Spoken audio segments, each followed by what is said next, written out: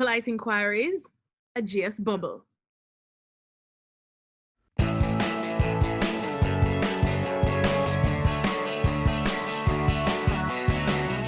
Capel asks, can we call this an upset? That's a really good question because I think Just West Indies the trophy, albeit in the Caribbean. I think it's even more than that. I think West Indies have won 4 of the last 6 tests between them. So why is it an upset? They're a really good side. It's not like Pitcairn Island have beaten the Australia team of the 90s, is it? Kartik asks, when did Blackwood become so reliable?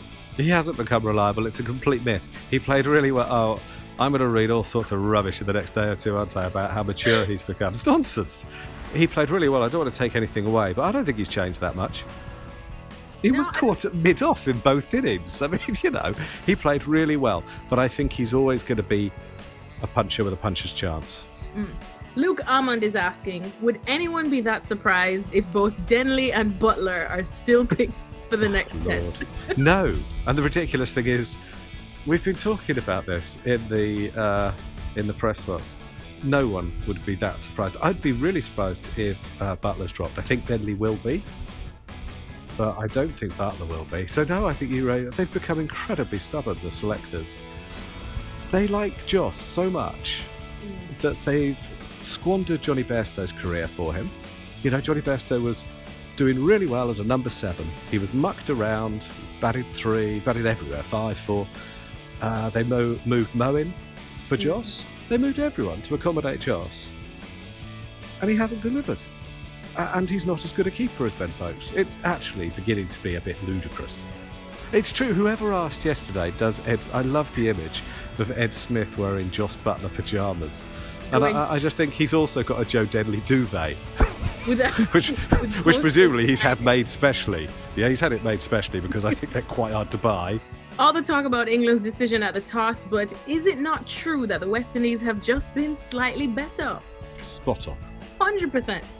Spot on. That. Look, it's always a bit of a one side plays well, one side doesn't play so well. But basically, West Indies really deserve this, and no one will begrudge them either.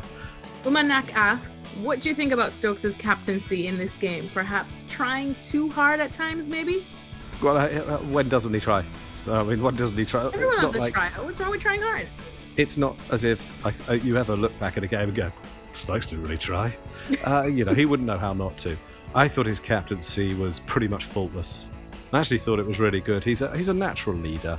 I thought his decision at the toss was reasonable. I thought the decision over Broad was reasonable. I thought he was the top scorer for England in the game, the top wicket taker in the first innings. I mean, what do you want from him? His side didn't score enough because they keep choosing at least 2 batsmen who aren't very good at batting. Chris Ward wants to know, who's enjoyed this more out of Joe Root and Stuart Broad? I don't think either of them will have enjoyed it at all. They're not so selfish. They're not selfish at all in the sense that they would want England to lose to make them look good. No, they'd have probably hated every moment of it, to be honest. Naveed asks, will England bench Jimmy Anderson to bring back Stuart Broad? Oh my goodness, separating the dynamic duo, but might have to be done. Well, I mean, I think it will just depend how they all wake up in the next couple of days, but I don't think that's particularly likely. Yeah, I think a full strength England side probably doesn't include Stuart Broad. That's no disgrace. He's had an incredible career.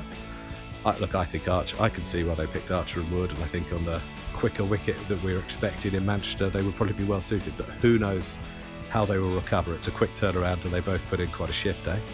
Anshul asks, petition to rename Jofra Archer as Jaffa Archer.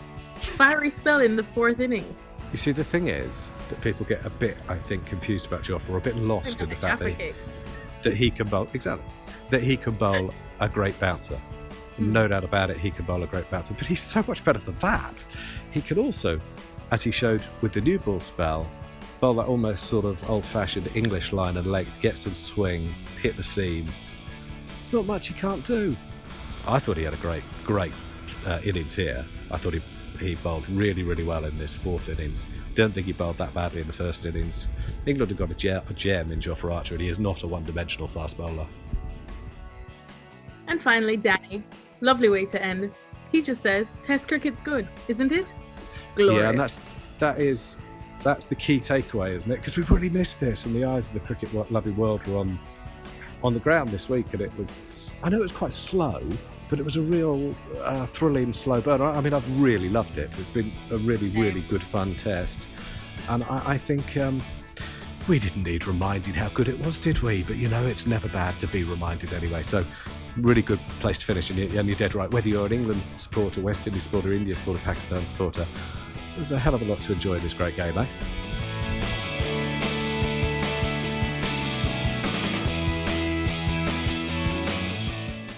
Thanks for watching ESPN on YouTube, and for more sports highlights and analysis, be sure to download the ESPN app, and for premium content plus live streaming, make sure to subscribe to ESPN Player.